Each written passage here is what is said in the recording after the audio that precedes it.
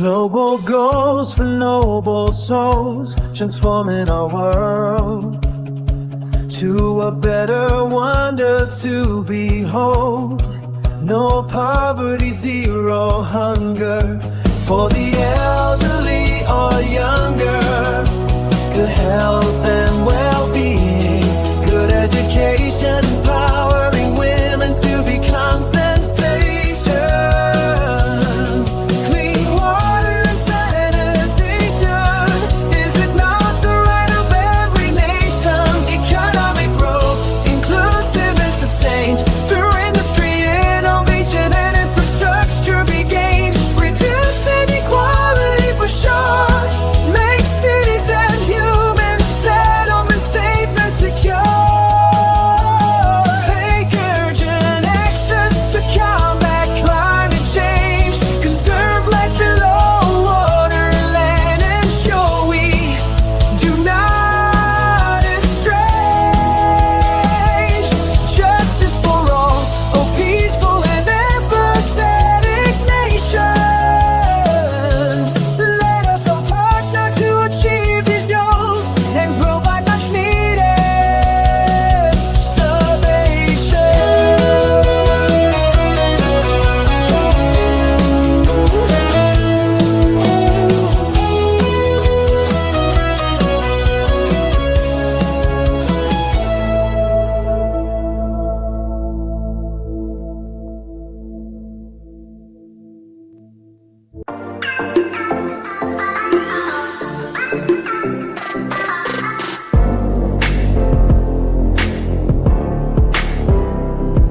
Good morning, good evening, namaste, hola, bonjour, g'day mate, terve, and maraban.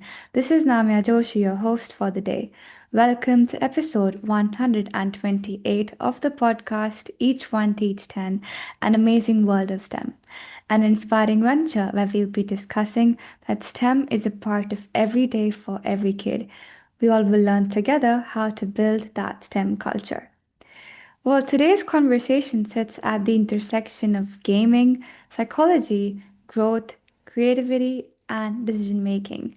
Joining me is Jani Torppa, the co founder and COO of Geeklab, a platform helping some of the biggest mobile gaming studios grow smarter through UA, ASO, creative testing, and data driven insights.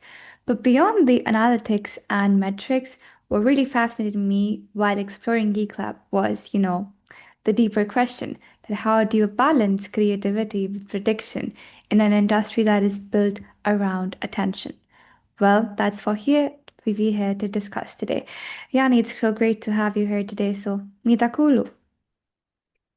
Thank you so much. That was a great introduction, and I was impressed about all the languages that you was able to even say hi. So yeah, I was mentioning everything is good here. A little bit tired. I was traveling last couple of weeks, so visiting in the United States. We had a work trip that we went to see first our clients in San Francisco and Los Angeles, and then in Las Vegas. There is once in a year one of the biggest mobile marketing event in the world called MAU, which we went after the San Francisco and Los Angeles. It was great. It was great to see people, but also traveling, seeing a lot of people is exhausting. So now I'm getting back to my routine. So all good here. Summer is starting. That makes me happy. Yes, that is true. Well, it's also kind of weird to see so much rain and a little colder weather during summer, but I think that is the Suomalainen kesä. So getting used to that, and it's happy to see like the sunlight most of the time during even late hours, and have been able to catch a lot of pretty cool astronomical events like seeing Jupiter and Venus alongside Moon. And also on the 31st, you can see blue moon with maybe a little bit of Mars visible. But let's see. Pretty excited about that because it's not too dark. But yes, thank you so much for sharing that. And let's get started. Well, Geek Lab started back in 2019, and the mobile gaming space has evolved massively since then. I want to go back to the beginning for a moment when you first entered this space. What was a belief about the mobile growth or user acquisition that most people around you disagreed with, but you were deeply convinced that this was right? That is excellent question, and I need to give a little bit background, uh, also to you and people who are watching or listening this. That when we founded Geeklab 2019, I didn't have any background from the mobile gaming industry or mobile growth or user acquisition. One of my co-founders, Jesse, who is our CEO, who got the idea originally, used to work at Robio back in the days. So he was our mobile gaming guy. He knew the industry. He got the idea. He knew what the ASO and UA and those kind of things meant. I didn't know that. I was more on the business side of it. So when Jesse reached out to me that, hey, I have this idea, should we do it? I was like, absolutely, I can learn whatever. So to your question, back then I didn't have any knowledge or opinions about user acquisition, or if I had it, it didn't based on anything, and that most definitely became a truth. So back then I didn't know anything. I was only learning stuff. But one of the things, if I go a little bit more further in the history, like then after I started to learn, we started to work with the studios, and I started to have at least like some kind of expertise and my own ideas, what kind of things can work. So as you mentioned, many things have changed, and when we started, it was right basically just before COVID started, and then we kind of lived through the COVID years, which was gold mining for mobile gaming industry because people were home, they played, they spent the money. So launching a game during those times were pretty easy if you compare like what's going on right now, because it was easy to make success. It was much easier to get downloads. User acquisition was much cheaper, and yeah, it was overall much easier than it's now. And back then, I always got the idea that you need to have a great game to really make the success to last. And I remember having that chat with many of studios, and not everyone was in the same boat with me. They were like, if you make a game fast, it's what's happening right now, it's trending, and you're doing the advertisement good, that's enough. And I'm being always on that side that the game needs to be always good. So maybe that, but yeah, 2019, I didn't know anything, so nothing that I was able to say that became a truth. Indeed, that is really inspirational. And, I feel it's a kind of a grounded and honest origin story where you're starting without a background in the field, but learning into the opportunity with Yesse and learning by doing again. It's very interesting how your early experience coincided with what you call the golden period around COVID, when, of course, user acquisition was not only cheaper but also more accessible. You have a lot more downloads and you're able to Mm. get that success. And also, it's about how you're transitioning into a phase where, it is not that easy, but you really have to stand out and get the greater gaming ideas and, of course, get the breakthrough. I also like that you Mm-hmm. pointed out how your belief at the time was just having a genuinely great game was enough to succeed. But of course, in that environment, it often was. It also really sets up a strong contrast to how much more complex and competitive the space has become today. But also, it gives you the challenge that you have to work really hard. And if you have a passion towards it, then you will surely get something out of it. Absolutely, you're 100% right. And usually the patient is key in the many things. I don't say that it's easy to get overnight success, but I think it's easier to get overnight success than keep moving up slowly and finding your own place and position, and then growing in the ladders to that top and then stay there is probably much harder than getting that overnight success, because then keeping that success is always super tough. So we saw a lots of cases with the games and studios during the COVID days that they got like overnight success, but after a couple of years they don't exist anymore. So probably they made a great amount of money, and but many of those wasn't able to maintain that level. So it's not easy to stay up. I don't know. I haven't been in the top yet, but we've tried to slowly get there. So it's tough, but I think it's going to be tougher to stay there when you get there.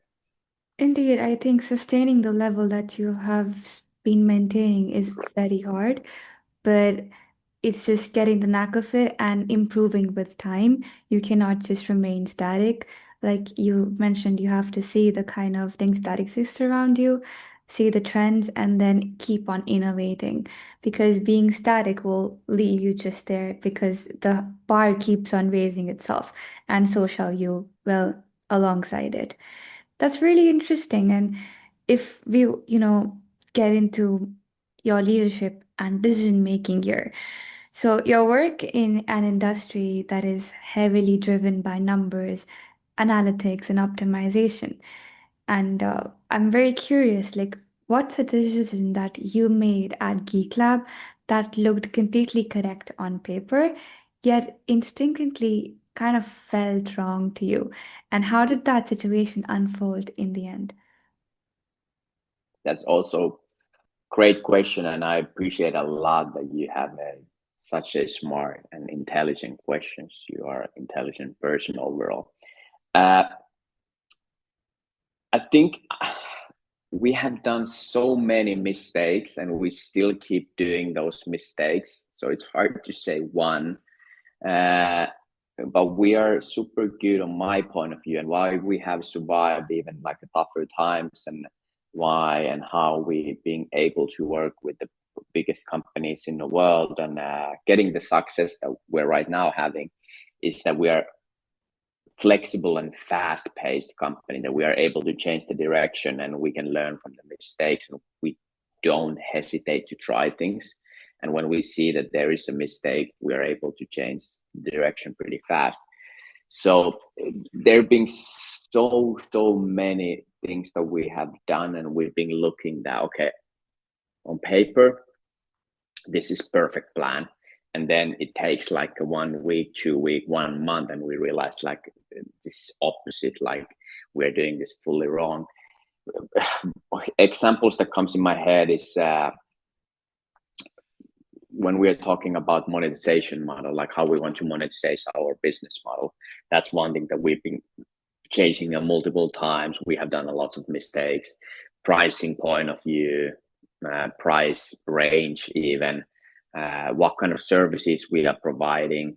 That's been one thing that we've been changing multiple times. Contract length or the client relationships, it's also been something that we've been changing multiple times, and the original idea was perfect on paper but not in a real world. But that's usually how it goes. Usually when it feels that something is perfect on paper, that's usually the first sign to you to start to think like, okay, now something is wrong because it's perfect on paper. And also, like, one big thing that, on my point of view, you can call it mistake, learning, or decision, but when we got funded around 3 years ago, we got 1.5 million, and that was our first time ever to get funding, and that kind of puts you in a big boys league, or how you want to call it. Like, you are a company together with your friends, and then some employees there maybe, and you are doing your best, and then some professional investor or investing company gets involved gives you the money, and then the expectations and everything changes after that. That was new for us. So the couple of things that we did after investment, we thought that, okay, now we need to do like everybody's doing after the investment. Like, okay, this is the structure, how we need to go through. We need to have the hire plan. We need to have a spending plan, how we want to spend the money, and we need to follow that like a Bible. Like, we need to go and do every single thing by the book. And then after 1 year, we realized that that's not the way of doing. That's not the way that we should do things. We shouldn't change the way that we like to do things, because we've been doing that for the last 3-4 years before the funding, and that's how we got the funding. So not change the way that who we are and how we do because of the funding. So maybe that those are like the examples, not like a concrete examples, but examples that where we have looked the paper on the plan, like, excellent, let's do that. And then we have realized that no, it's not the reality. But I think the biggest one is after the funding, how we acted. Indeed, that really highlights the tension between what looks right on paper and what actually works in practice. I like how you pointed out that in a fast-moving, flexible company like Geeklab, decisions around like things that are involved with monetizations, service structures, and even like contract length can seem perfectly optimized, but the real world dynamics with clients often can tell a different story. And of course, the insight that you shared, if something feels too perfect, it may be a red flag, is powerful, of course. And as for, of course, like you shared about, especially after raising funding, when expectations push you more towards that structured way of planning, it's interesting that after a year you realize, oh no, it doesn't quite sit well. You chose to return with the original values you had in mind, something that is the part of the core identity, and that's what makes Geek Lab.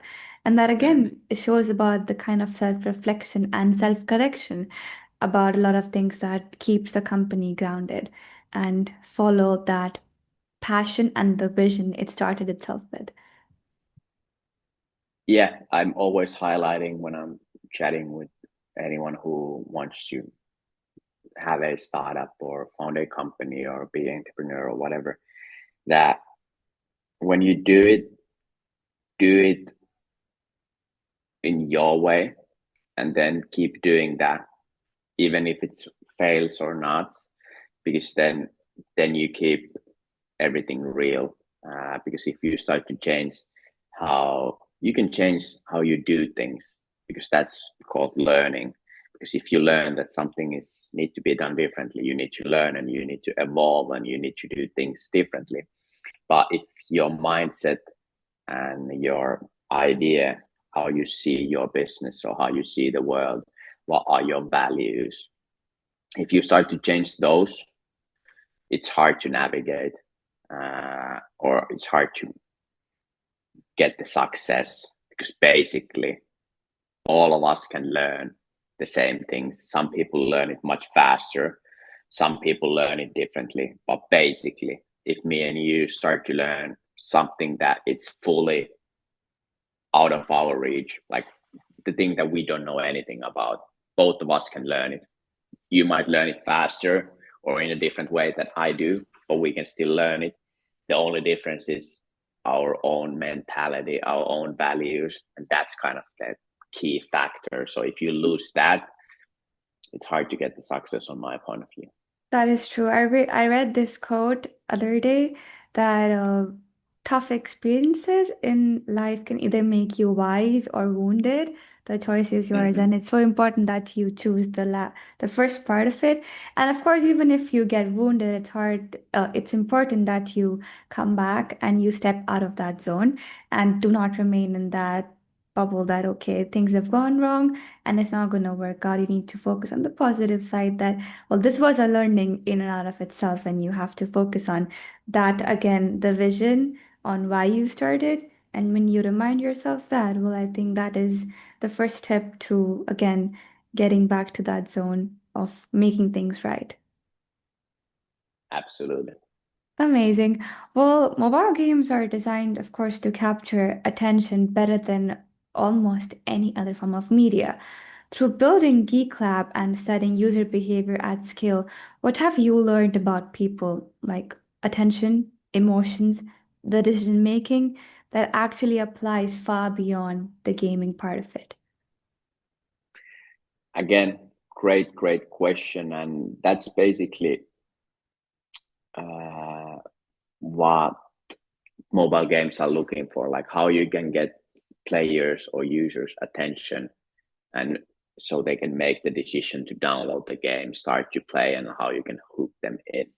So that's what people are battling for here. And there's many things that I have learned, and obviously our attention uh, amount is decreasing a lot because of the social media and the way of social media, and I'm also part of that group. So when you go through the TikTok, it's hard for me to watch anymore like longer videos than 30 seconds because I don't have patience to do that. So that's one thing that you need to hook people pretty quickly. There need to be something interesting in your advertisement, in the colors, and also in the idea of the game. But even our attention time or patience decreases all the time, we still have enough patience if something is interesting enough. So sometimes I feel that in a TikTok, I'm not able to watch the video longer than 10 seconds and I need to scroll to the next one. But if I'm watching my favorite YouTuber, I'm more than happy to watch 1.5 hour episode or something like that without looking at my phone or anything else.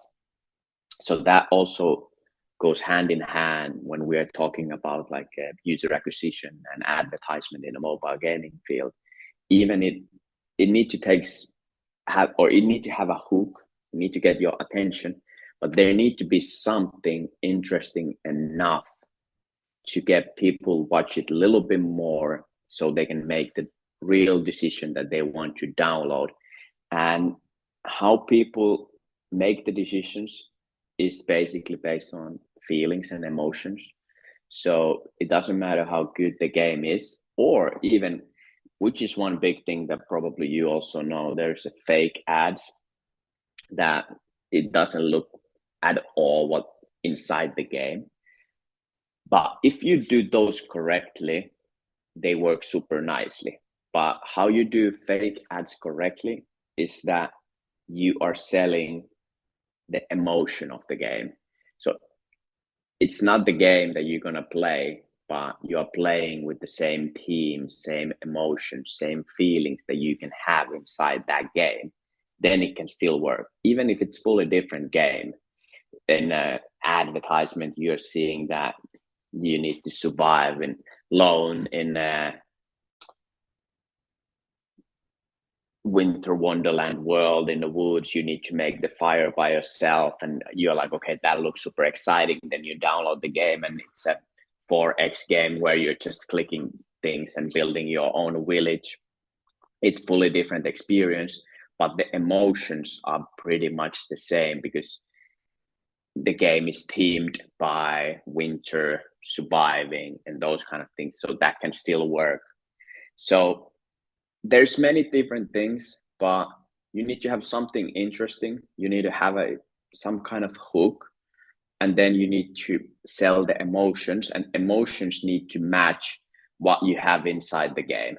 That's like a kind of the pattern to get it done. If I'm answering to your question at all. Very much. Indeed, that's a really sharp observation about how much of this comes down to human psychology and not just gaming. And what you're describing, like the need to instantly hook attention in a world where attention span is shrinking a lot, feels far bigger than just the mobile games, whether it's via colors, familiar ideas, or when you're having emotionally charged moments, you're basically designing for feeling first and then the logic and technical parts of it later. And I found it especially interesting of how you framed ads, not just as representation of the game, but as like the, let's say, vehicles for selling an emotion. And even though they are called fake ads, but they are really about capturing the specific feeling that resonates and then carrying the same emotion thread into the game experience itself. And that insight feels incredibly transferable beyond gaming into almost any form of content or storytelling today. It's about catching the player's attention, making them feel connected to it by emotions, and then, of course, get them to play the game. Yes, exactly. And yeah, the emotions are the biggest thing that people try to achieve nowadays. And then the wrong way of doing fake ads are that you are not selling the emotions that you have inside the game. And then it doesn't work. People might click the ad, they might even download the game, but they are not going to play the game because it doesn't light up the same emotions that they got from the ad. That is very true. Thank you for sharing that. Well, if I may ask you, what's something about being a founder that people often romanticize from the outside, but in reality requires a complete different kind of resilience? Being honest, the whole part of being founder is pretty romanticized on my point of view. Usually people who are not founders or haven't been entrepreneur, they always see, not always, but mostly see that as like a cool romanticized thing to do. And they think that it's so much different than working as an employee. But in the real world, being founder is basically being employee without boss. So without supervisor. So you don't have anyone to ask help or how to do it, or there's no one to blame it. You need to take the responsibility to yourself, but still you are just an employee. I need to go to work, do the things and do the tasks the same way that whoever. The only difference is that I don't have a supervisor who can help me or guide me or tell me what to do, or telling like, hey, I need more this, or like you should do it better here. You need to do it by yourself. So that's kind of the thing that sometimes get me a little bit mad when people are talking to me like, hey, because you are a founder and you have your own company, you have this and that. It's the same. I need to wake up in the morning and go to work, just like you guys. But the only difference is that I don't have a supervisor. So that's maybe one thing. Also, one thing in the startup world, like when we're talking about these kind of companies that we have, that you can get funding and you get the valuation for the company even before you start to really make the business, or you really start to make the money. The company is valued at something, and you get funding like a millions. People usually think that you have money, first of all. No, most probably not. And the second thing is, if you have a conversation with people that, hey, I don't have a big salary or I don't have the money, people usually say that, but yeah, you are going to be a millionaire when you sell the company. Yeah, that's true. But what if I don't sell the company? What if I don't success? What then happens? Then I've been working in this company with the small salary and trying to make it. And then if I don't make it, then I don't make any money. So those are maybe the first things that comes in my mind, like romanticize the whole part of being founder, or it would be so different than being employee. And then also the money part that people talk about future, like, okay, but you're going to be a millionaire when you sell the company. it's not the same, but it feels like the same that I would say to you that, but you're gonna win in a lottery someday. So yeah, there is a chance that you can win in a lottery if you do that, but it's not something that it's set in stone, and it doesn't matter right now in your life that you will be something in the future. You live in this moment, and the future is always unknown. Obviously, you try to do your best, and the chances is getting higher when you have your own company and it grows, but it doesn't mean that something will happen. So maybe those things are something that I'm hearing. I've been almost now a decade founder. So those are the things that I have learned and heard most of the times. But yeah, it's just being employee without the supervisor, basically. Absolutely. And of course, the question of, what if it doesn't work out? What if you don't reach that level of success? But then again, you don't really have anybody to turn to answers. You have to turn to yourself and again, remind yourself about the vision that I have something in mind and I started this for a reason. And at this point, even if I have the greatest people around me to, push me, believe in myself, unless I don't do that for myself, nobody's positivity can help me out. So that's why you need to be resilient and kind to yourself first. And when you are like that, you'll be able to get into that zone and then still work hard. But of course, it's all about, being strong emotionally. And then, yes, that does kind of pinch you that you don't really have anybody to, ask for a vision in mind or you know, supervision and then nobody to tell that, okay, I cannot share the blame or anything. But then again, that's how you get the responsibility. You get to entirely rely on yourself, also on the people who are working with you. And then again, it helps you to imagine a better future for your company and a better vision as well. So again, it's like you fall 7 times, but you always stand up whenever you can. Mm, Doesn't really have to be the 8th time. Whenever you do, you can yes, come back strong. absolutely. And there's like many good things for sure. And for some people, it fits better. Probably this position fits better to me in many cases, and I don't have anything to complain.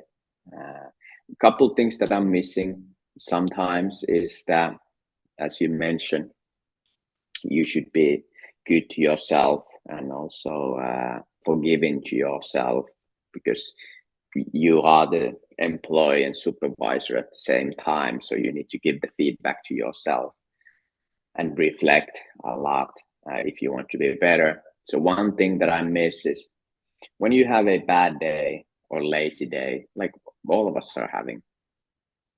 In being 100% honest, I'm always saying people that I'm a pretty lazy guy, and people usually laugh at that. Like, no, I know that you're working on. No, I'm a lazy guy, but I'm pretty disciplined guy, so I can do things with my mind. But yeah, so my point was that when you have a bad day and lazy day, now when I'm lazy, I only have the only thing that I get is a bad feeling because I was lazy. Uh, like damn man, I'm lazy, and I'm being mean to myself, and I would rather have a boss to be mean to me and saying like, damn, you are lazy, you need to push yourself. It sounds weird, but now when you need to be to yourself, it sucks. Like when you are lazy and you don't want to do things, and then you get sad because of that. I Mhm. rather sometimes would get sad because my supervisor comes to me like, hey Jani, you are lazy, you need to work much more. So sometimes I miss that. Oh yeah, like reminds me have because my mom's not with me. She lives in Oulu, but now she's in India. So of course, like I would rather have sometimes her scolding me for things which has not been happening for a long time. Because now I live on my own, do Yes. it on my own, and like when something's don't work out, I just like talk to myself. Okay, you can do this because I don't feel like. But yeah, sometimes you can be mean to yourself, but you shouldn't. That is like because Yeah. we're hard spell. But yeah, you really need to have someone who can, push you. But if you can be that for yourself, I try to be. So yeah, that works out, but not every time. So then I try to get like some kind of scoldings from my mom, not in a bad way, Yeah. but yeah, that really helps out. Yeah, but that's a great example, and I love it. So when you move to your own apartment at some point in your life, you need to do the laundry and dishes, and Oh then yeah. if you haven't done your dishes and they are in a sink, you get the bad feeling like, Oh yes, damn, I'm lazy. But certainly. sometimes, would be nice to hear from moms like, hey, there's some dishes, you need to do these dishes, you're Yeah. lazy. Sometimes I would love to hear that. Oh yeah, certainly. Well, before we wrap up today's discussion, I would like to ask you, what is one question you feel like you would want someone to ask you, but never really, happened? So, what's one question nobody asked you that you genuinely wish they did? This is excellent question. Mm, I've been doing a public speaking a lot, so going around schools and companies and things like that. I've been going over 300 schools in Finland, speaking publicly, uh, and there's always Q&A session. So uh, thousands of questions being asked from me during the years. But what is the question I would like to get asked? Mm,